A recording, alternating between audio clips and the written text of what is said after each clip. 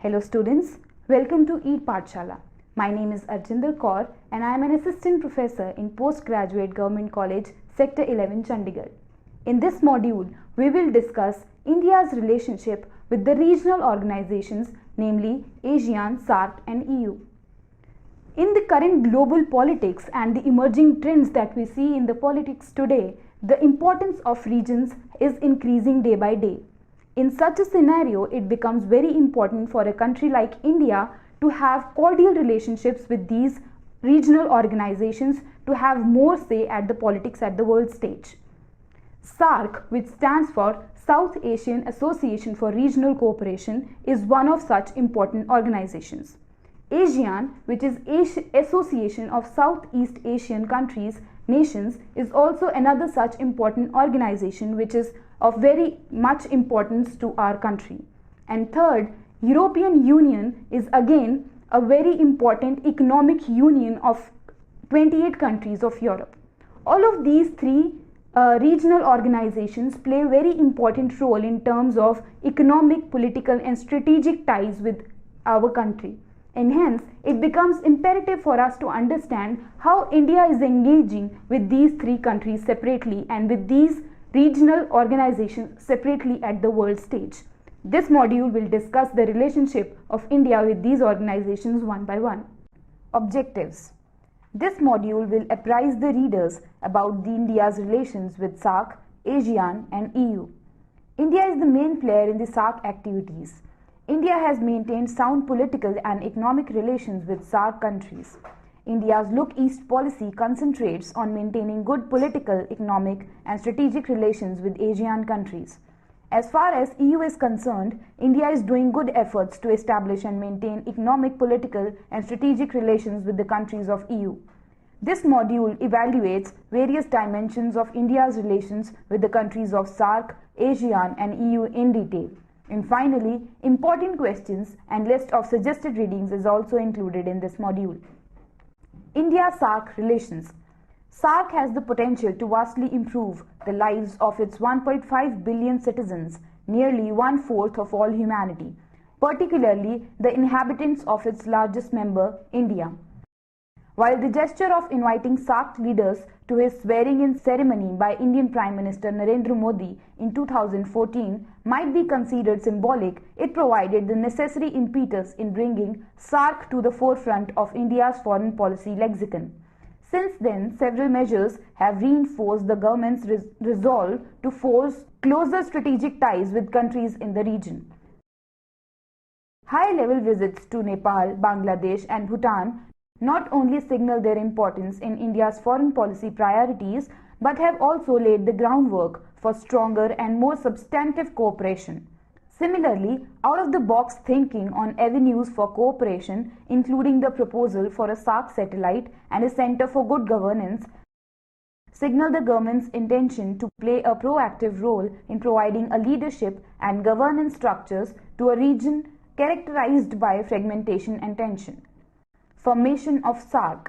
The South Asian Association for Regional Cooperation, that is SAARC, is an organization of South Asian nations established on December 8, 1985. Its headquarters are in Kathmandu, Nepal. The very first proposal for establishing a framework for regional integration in South Asia was made by the President of Bangladesh, Ziaur Rahman, on May 2, 1980. The governments of Pakistan, Bangladesh, Bhutan, India, Maldives, Nepal and Sri Lanka formally adopted this charter, providing for the promotion of social, economic and cultural development within the South Asian region, and also for friendship and cooperation with other developing countries. Its 7 founding members were Bhutan, India, Sri Lanka, Maldives, Nepal, Pakistan and Bangladesh, while Afghanistan joined the organization in 2007. Observer states include USA, Australia, China, Japan, South Korea, Myanmar, Mauritius, Iran and European Union. Meetings of heads of state are usually held on annual basis and meetings of foreign secretaries twice a year. Objectives of SAARC. The objectives of SAARC as defined in its charter are as follows. 1. To promote the welfare of the people of South Asia and improve their quality of life. 2. to accelerate economic growth, social progress, and cultural development in the region by providing all individuals the opportunity to live in dignity and realize their full potential. 3. To promote and strengthen collective self-reliance among the countries of South Asia. 4. To contribute to mutual trust, understanding, and appreciation of one another's problems. 5. To promote active collaboration and mutual assistance in the economic, social, cultural, technical, and scientific fields. 6. To strengthen cooperation with other developing countries. 7. To strengthen cooperation among themselves in international forums on matters of common interest. And 8. To cooperate with international and regional organizations with similar aims and purposes. India's role in SAARC. India's initial attitude towards SAARC was lethargic and suspicious.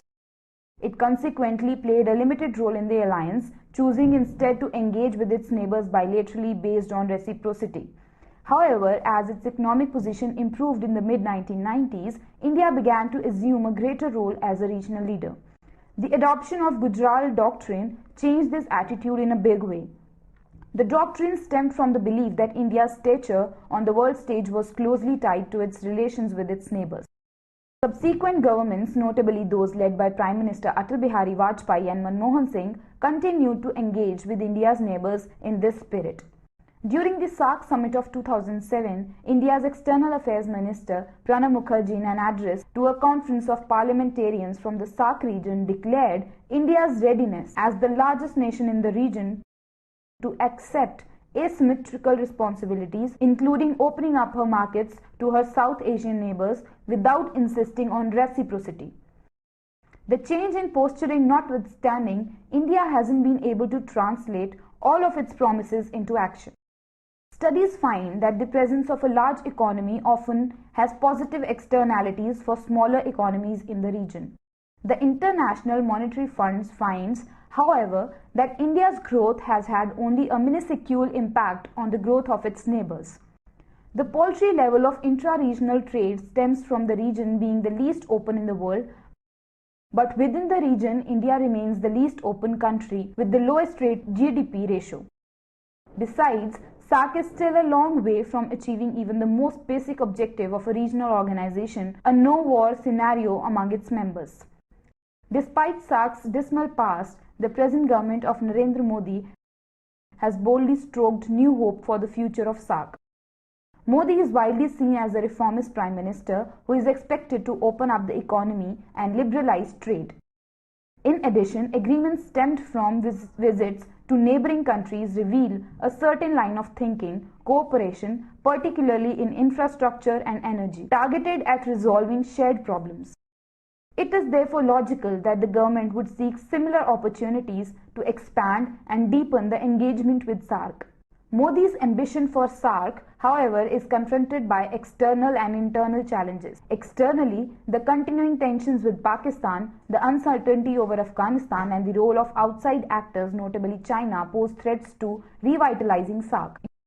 Internally, the limited capacity of the Indian state, particularly the minuscule size of the foreign service, as well as the ability to engage key state governments as stakeholders in foreign policy, are also challenges that need to be addressed. Despite these challenges, or indeed because of them, cooperation through SAARC on infrastructure, energy, water, trade, climate change mitigation, higher education, healthcare, terrorism, and even military cooperation would contribute to India's twin goals of development and stability in the neighborhood. Constraints in SAARC. There are some serious constraints which are not allowing South Asian cooperation to develop. Some of these hurdles are as under: mistrust, mutual security, perceptions, and hostility among members, India-Pakistan rivalry, fear of Indian domination member countries, civilizational clash, unstable and weak financial position of SAARC members. But despite all these barriers, SAARC members remain a hope for almost 1/4 of the world population residing in South Asia for better understanding among the nations of this region and regional integration. India-ASEAN relations. The civilization and cultural links between India and ASEAN countries date back thousands of years and are still visible today in their architecture and religion. but ideological differences precluded the development of close political ties for most of the Cold War. It was only after the collapse of the Soviet Union that Indian Prime Minister Narasimha Rao decided to engage Southeast Asia by initiating a new chapter as Look East policy in Indian foreign policy paradigm as part of a broader effort to liberalize the country's economy in an increasingly globalized world. The Look East policy portrays a strategic shift in India's vision of the world and India's position in the rapidly developing global economy. Since the inception of the policy, India and ASEAN have embarked upon multiple bilateral, regional and sub-regional initiatives for the flourishing and pursuit of the policy. India and ASEAN relations can be studied under the following headings: 1. Economic relations, 2. Political relations, and 3. Strategic relations. Economic relations. The Look East policy gave a tremendous boost to economic ties between India and countries of ASEAN. A number of institutional mechanisms and provisions have been put up in place to promote economic exchanges in the fields of trade, foreign direct investment, and joint ventures. Trade. The trade relations between India and countries of ASEAN region, though quite old, were not quantitatively significant up to the end of the Cold War. But these relations got momentum after the end of the Cold War in 1990s. During 1990s, the reason for development in bilateral trade between India and ASEAN was the positive signs shown by the then Indian government in 1990s to liberalize the economy and move towards fewer government controls, leading to a more competitive and open economy. The Look East policy made positive impact on India's trade with ASEAN in value terms. Since then, there is considerable development in bilateral trade between these two regions. The deepening of its ties between India and ASEAN is reflected in the continued buoyancy in trade figures. Presently, India-ASEAN trade has reached to the figure of $70 billion in 2012. During 2011-12, India-ASEAN trade has shown 41% growth. At India-ASEAN Summit held in New Delhi on 20-21 December 2012, a trade target of $100 billion has been set for 2015. Foreign direct investment. Like trade, foreign direct investment during 1980s and 1990s played important role in shaping rapid economic development of the ASEAN. Singapore was the most favorable investment destination among developing countries. The principal attractions of ASEAN were rapid industrialization, export orientation, policy of openness, progressive and positive attitude towards foreign investment. On the basis of number of investments approved, the cumulative ASEAN number of FDI and technology agreements in India during 1991 to 2002 has been 866, that is about 4.6% of total agreements which India entered with all other countries. Out of these, 542 were financial and 324 were technical agreements. Singapore's share among ASEAN 5 total agreements with India was about 65%, followed by Malaysia 17% and Thailand with 12%. Philippines and Indonesia's share in these approvals were 5 and 2% respectively. However, India's overall FDI in ASEAN was insignificant, and most of that was concentrated in Singapore, specifically in infrastructure, IT sector and petrochemicals. Joint ventures. India-ASEAN investment in the form of joint ventures started in 1960s. These are of industrial as well as commercial nature and are mainly concentrated in Malaysia, Thailand, Singapore and Indonesia. Now India is 18th biggest investor in Indonesia. India-Indonesia joint ventures are mainly in the areas of petrochemical plants and township developments. Malaysian joint ventures are mainly concentrated in infrastructure, especially in highway development. In 2010, Malaysian companies were engaged in 28 projects worth $1.8 billion in India, and over 10 Indian companies were operating in Malaysia in near about 60 joint ventures. Singapore and India were having nearly 50 joint ventures in 1995. Free trade agreement in service and investment was signed at ASEAN-India Summit held at Phnom, Cambodia on 19 November 2012. Political relations. To forge deeper bilateral relations, India signed various agreements with individual countries of ASEAN. Double Taxation Avoidance Agreement 1994, Comprehensive Economic Cooperation Agreement 2005, and Memorandum of Understanding for Army-to-Army Exercises 2005 are some of the important agreements signed with Singapore. Showing Indian culture and cuisine through India Evening hosted an Indian show in Singapore from January 14-16, 2012 is also an evidence of solid bilateral political relations of India and Singapore. Agreement on Cooperation in Science and Technology 1998, Trade Agreement 2000, Agreement CECA July 2011, Cultural Exchange Program for 2010-13 are a few of many other agreements which are signed between India and Malaysia. India has also inked some agreements with Thailand. To name a few are Agreement on Peaceful Uses of Atomic Energy 2000, Framework Agreement for Establishment of Free Trade Area in 2003, and Memorandum of Understanding on Cooperation in the Area of Renewable Energy 2007. To conduct and maintain smooth political relations, a dialogue mechanism was also evolved which encompasses 4 areas: ASEAN Post-Ministerial Conference, ASEAN-India Senior Officials Meeting, ASEAN-India Joint Cooperation Committee, ASEAN-India Working Group. India was granted status of regional dialogue partner in January 1992 in 4 areas as a result of the improvement in its political relations in these countries. Later on, India's position was elevated to full dialogue partner in December 1995. Going on this track on strategic front, India was also made a member of ASEAN Regional Forum on July 23, 1996. Strategic relations. The broader agenda of Phase 2 Look East policy also focuses on security cooperation, including joint operations to protect sea lanes and pooling resources in the war against terrorism. The military contacts and joint exercises India launched with ASEAN started on a low-key basis in the 1990s, are now expanding into full-fledged defense cooperation, and it has also reached to the level of training of defense personnel and trade in military equipments. Malacca Straits is the main point of maritime security cooperation between India and Malaysia in recent times. India's security cooperation with Singapore dates back to mid-1960s. However, it was not until 2003 that a defense cooperation agreement was signed between the two countries. This agreement led to setting up of an India-Singapore defense policy dialogue.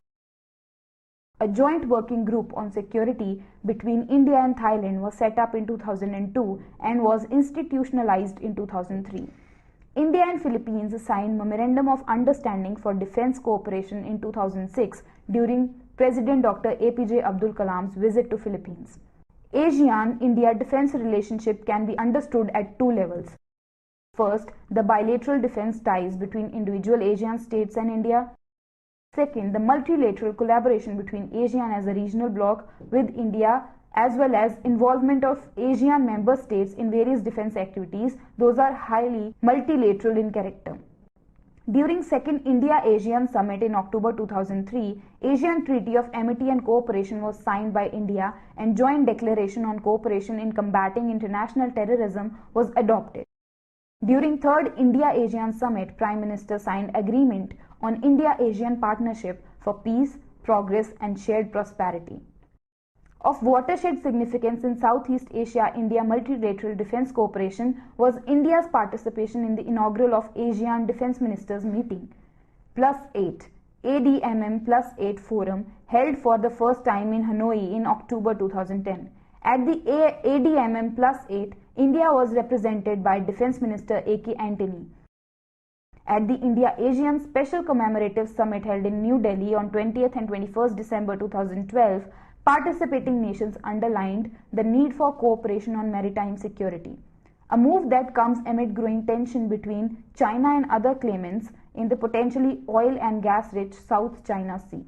Hence, India-ASEAN engagement that began with a strong economic emphasis has now also become increasingly strategic in its content. Political dialogue between the two has grown, consultations in regional forums have intensified, and defense and counter-terrorism cooperation have expanded. Thus, India and ASEAN could succeed in converging their respective Vision 2020 and march together beyond the year 2020 by drafting shared ASEAN vision. India-EU relations. Considered natural allies in a wide range of global issues by both parties, diplomatic relations between India and European Union were established in the early 1960s. Since the 1990s, cooperation between the two increased and their relationship was institutionalized. A cooperation agreement signed in 1994 took the bilateral relationship beyond trade and economic cooperation. At the 5th India-EU Summit held at The Hague in 2004, the relationship was upgraded to a strategic partnership. The two sides adopted a joint action plan in 2005, which was reviewed in 2008, that provided for strengthening dialogue and consultation mechanisms in the political and economic spheres, enhancing trade and investment, and bringing people and cultures together. The relations between can be studied under the following heads. Political relations. The first India-EU summit took place in Lisbon in 28 June 2000 and marked a watershed in the evolution of the relationship. Since then, 12 annual summits have been held, the last one in New Delhi on 10th February 2012. The 12th summit was the first summit to be held in India after the entry into force of the Lisbon Treaty. The 23rd India-EU ministerial meeting took place in Brussels on 30th January 2013. The then External Affairs Minister Salman Khurshid led the Indian delegation, while EU side was led by High Representative for Foreign Affairs and Security Policy Baroness Catherine Ashton. Bilateral relations as well as international and regional issues of mutual interest were discussed at the meeting. The two ministers met again on 11 November 2013 in New Delhi in the margins of the 11th ASEAN Foreign Ministers meeting hosted by India. Both sides have recently instituted foreign policy consultations at the level of secretaries. There is also a Delhi-based joint working group on consular issues. In addition, a high-level dialogue on migration and mobility has been instituted at secretary level between the Ministry of Overseas Indian Affairs and DG Home Affairs, the third round of which took place in New Delhi on 2nd July 2012. Economic relations.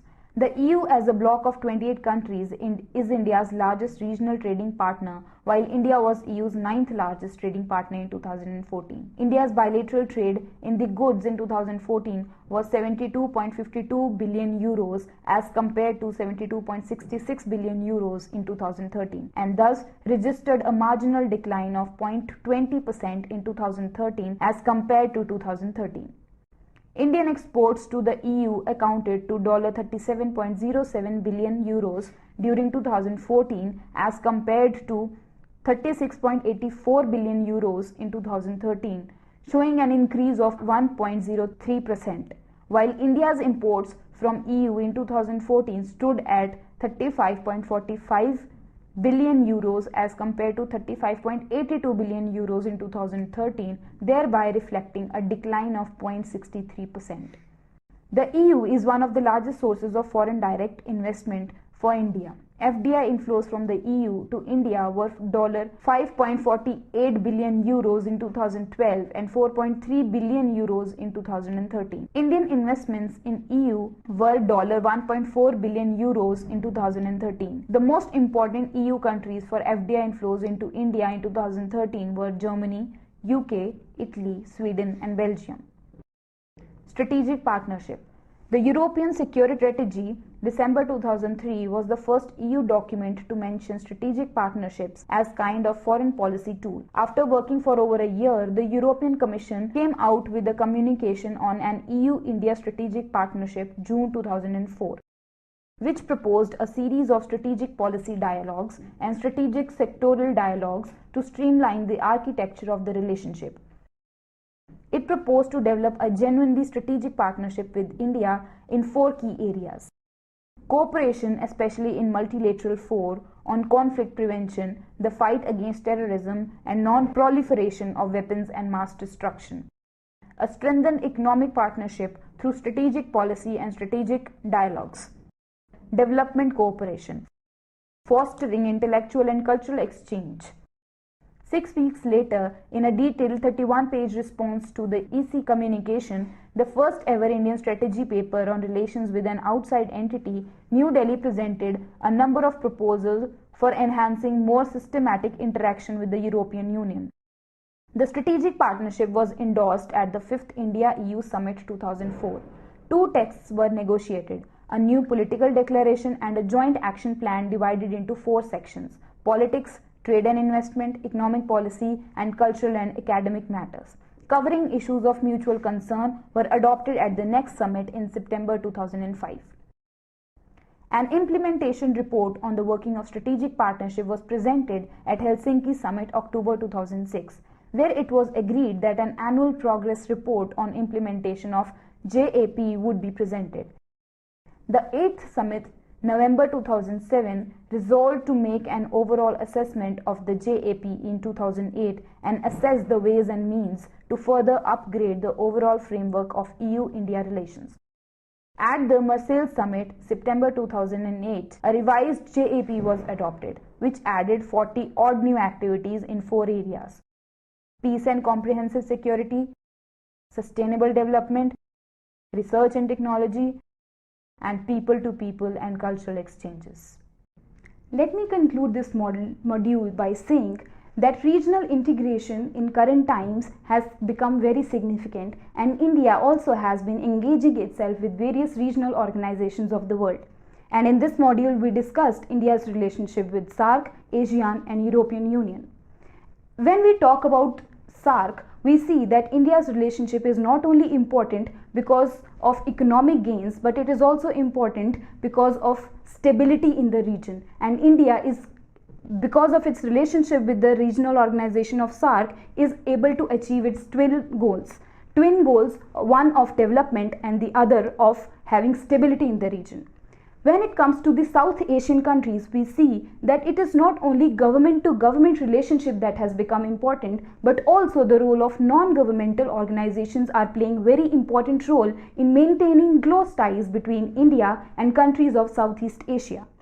As we move on to the relationship between India and European Union, we say that a lot of foreign direct investment has been invited by the Indian state from the countries of European Union, which are helping in boosting the relationship between India and European countries. Thank you.